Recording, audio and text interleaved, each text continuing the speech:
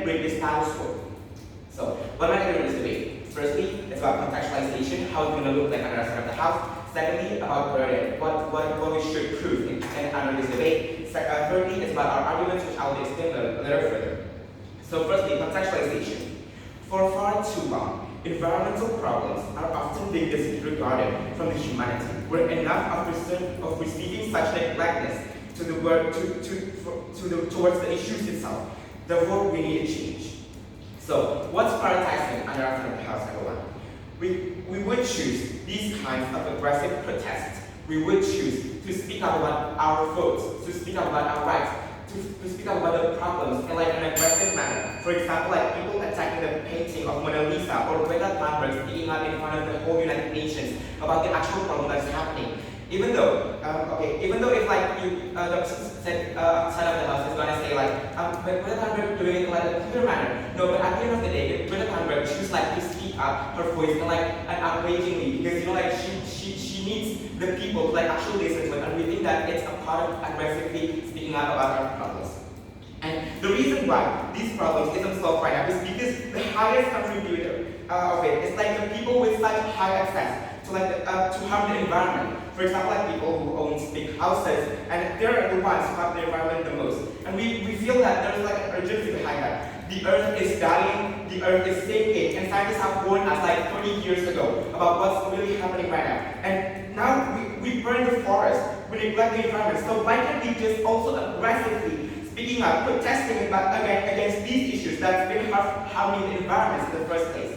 So what's our burden on our side of the house? If we are able to prove a better company for this world, through violent acts, we win this case, right, everyone? So if they say that peaceful protest is enough, no, simply it won't be enough. And the danger is already incomprehensible, and people won't probably even listen to it since they view it as a normal protest in the first place. So what's important, everyone? So moving on to our arguments. Our arguments will be divided into two parts. Firstly, it will be about principle, and secondly about practical. So first principle, was it principally okay for these people to do ecotourism? We know that rich people have been harming not only the planet itself, but also the human inside it. They choose to neglect the importance of the actual problem that's happening in the current status quo in this world. They don't bother with these problems such as the hunger in Africa, the burning forest in like Kalimantan, who has been actively killing the people, not only in Kalimantan itself, but also in the Singapore. And you know, like so many other things that I cannot even mention one by one. How is it going to reach the actors who actually have the access? For example, like Mona Lisa vandalism. Before they're trying to like vandalizing it, none of the religions are listening to them. But after they're doing it, and like they're being captured in the media, these rich people finally knew it. Because why? Because these people only engage with like these such, you know, like expensive things. And that's how we believe that no matter how peaceful we're trying to speak about our cause, these people won't actually, with actual access, won't listen, and they just won't listen to it. Okay, so and we think that it's okay to be harmful to do the protests because the people itself is already so mean to the earth. So the trade-off is okay because the people have been actively harming the earth, and now we can just simply aggressively speak up about our thoughts, speak up about what's really happening. And we think that the trade-off is really okay, and it's very important for us to be aggressively speaking up about our votes. Why is it important, everyone?